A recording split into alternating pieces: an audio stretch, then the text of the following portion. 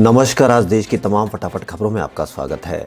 नए कृषि कानूनों के खिलाफ किसान संगठन 6 फरवरी को देश भर में नेशनल हाईवे जाम करने की तैयारी में जुट गए हैं। किसान संगठनों के आह्वान पर किसान नेता हरियाणा, पंजाब, पश्चिमी उत्तर प्रदेश समेत देश के अन्य राज्यों में गांव-गांव में घूमकर किसानों से इसमें शामिल होने की अपील कर रहे हैं। वहीं 26 जनवरी को दिल्ली में हुई हिंसा के बाद किसान संगठनों के तेवर थोड़े नरम दिखाई पड़ रहे हैं। किसान संगठनों ने सभी किसानों से कहा कि हर नेशनल हाईवे पर कम से कम 1000 से ज्यादा किसान मौजूद रहे। वे केवल डंडा, झंडा, बैनर लेकर ही प्रदर्शन स्थल पर आए। इस दौरान कोई भी किसान पुलिस और स्थानीय प्रशासन के साथ गलत व्यवहार नहीं करेगा ताकि किसानों की छवि खराब नहीं हो। केंद्रीय स्वास्थ्य मंत्रालय की ओर से जारी ताजा आंकड़ों के मुताबिक पिछले 24 घंटों में कोरोना के 12,408 नए दैनिक मामले सामने आए, जिसके बाद संक्रमित मरीजों की कुल संख्या 1 करोड़ 8 लाख को पार चली गई। अब देश में कोविड-19 से कुल संक्रमितों मरीजों की संख्या 1 करोड़ 8 लाख 2,591 हो गई। मंत्रालय के अनुसार ठीक होने वाले मरीजों की दर 97.16% और मौत की दर 1.43% है। स्वास्थ्य मंत्रालय के आंकड़ों की ही बात करें तो पिछले 24 घंटों में 120 लोगों ने अपनी जान गंवाई है, जिसके बाद देश में कोविड-19 से मरने वाले मरीजों की संख्या 1,54,823 हो गई है। उच्चतम न्यायालय ने हास्य कलाकार मुनव्वर फारूकी को कथित रूप से धार्मिक भावनाएं आहत करने के लिए मध्य प्रदेश के इंदौर में दर्ज मामले में शुक्रवार को अंतरिम जमानत दे दी। न्यायमूर्ति RF नरीमन की अध्यक्षता वाली पीठ ने नियमित जमानत देने से इनकार करने के उच्च न्यायालय के आदेश के खिलाफ दायर मुनव्वर फारूकी की याचिका पर मध्य प्रदेश सरकार को नोटिस भी जारी किया है। पीठ ने वीडियो कॉन्फ्रेंसिंग के जरिए हुई सुनवाई के दौरान कथित रूप से धार्मिक भावनाओं को ठेस पहुंचाने के लिए फारूकी के खिलाफ उत्तर प्रदेश में दर्ज मामलों में जारी पेशी वारंट पर भी रोक लगा दी। फारूकी और 4 अन्य को भाजपा विधायक के बेटे की शिकायत पर 1 जनवरी को गिरफ्तार किया गया था। केंद्रीय कृषि मंत्री नरेंद्र सिंह तोमर ने शुक्रवार को राज्यसभा में बोलते हुए कृषि कानूनों पर अपनी बात रखी। तोमर ने गांव, गरीब और किसान पर बोलते हुए विपक्ष पर निशाना साधा। उन्होंने कहा कि दुनिया जानती कि पानी से खेती होती है, खून से खेती सिर्फ कांग्रेस ही कर सकती है। भारतीय जनता पार्टी खून से खेती नहीं कर सकती। उन्होंने कहा कि मैं किसानों से 2 महीने तक यही पूछता रहा कि कृषि कानून में काला क्या है, लेकिन अब तक एक भी प्रावधान नहीं बताया गया है। अमेरिकी दवा निर्माता कंपनी फाइजर ने भारत में अपने कोविड-19 वैक्सीन के इमरजेंसी इस्तेमाल की मंजूरी के लिए दिए गए आवेदन को वापस लेने का फैसला किया है। फाइजर के प्रवक्ता ने शुक्रवार को इसकी जानकारी दी। फाइजर के प्रवक्ता ने कहा कि कंपनी ने अपनी कोविड-19 वैक्सीन के इमरजेंसी इस्तेमाल की मंजूरी की मांग करते हुए 3 फरवरी को ड्रग नियामक प्राधिकरण की विषय विशेषज्ञ समिति की बैठक में भाग लिया। बैठक में विचार विमर्श और अतिरिक्त जानकारी जुटाने के बाद कंपनी ने इस समय अपना आवेदन वापस लेने का फैसला किया है। केंद्र सरकार ने भविष्य निधि में किए जाने वाले बड़े योगदान पर मिलने वाले ब्याज पर बजट 2021 में टैक्स लगाए जाने को न्यायोचित ठहराते हुए जानकारी दी है कि देश में पीएफ में सबसे ज्यादा योगदान देने वाले शख्स के खाते में 103 करोड़ रुपए जमा है और सबसे ज्यादा योगदान वाले दूसरे बड़े 2 खाते हैं जिनमें 86 करोड़ रुपए जमा है।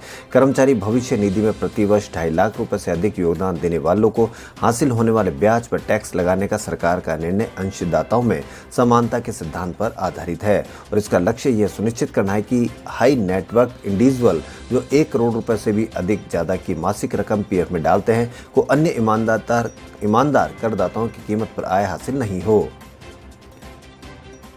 देश में 16 जनवरी को टीकाकरण अभियान शुरू हुआ था। तब से लेकर अब तक 49 लाख से ज्यादा लोगों को कोरोना का टीका लग चुका है। इसमें से 97% लोगों ने कोविड-19 वैक्सीन से संतुष्टि जताई है, जबकि 8,563 लोगों को गंभीर प्रतिकूल अनुभव हुआ। यह आंकड़ा टीकाकरण में शामिल हुए लोगों का 11% है।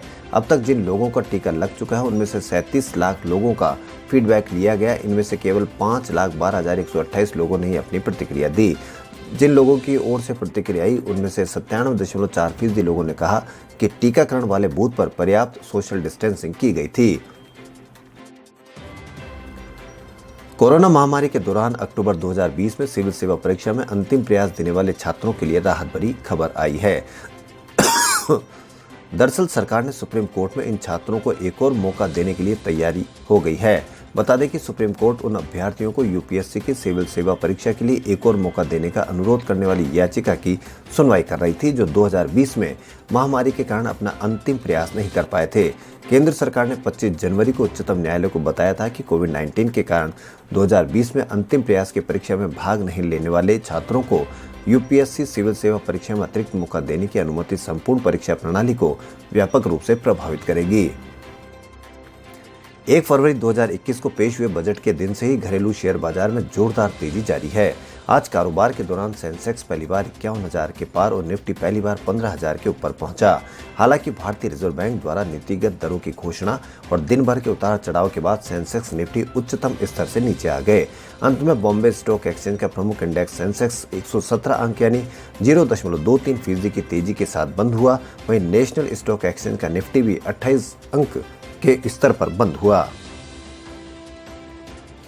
आज भारतीय रिजर्व बैंक ने खुदरा निवेशकों को एक नई सुविधा देने का ऐलान किया है, जिसके तहत अब खुदरा निवेशक अब ऑनलाइन सरकारी सिक्योरिटीज में सीधे निवेश कर सकेंगे।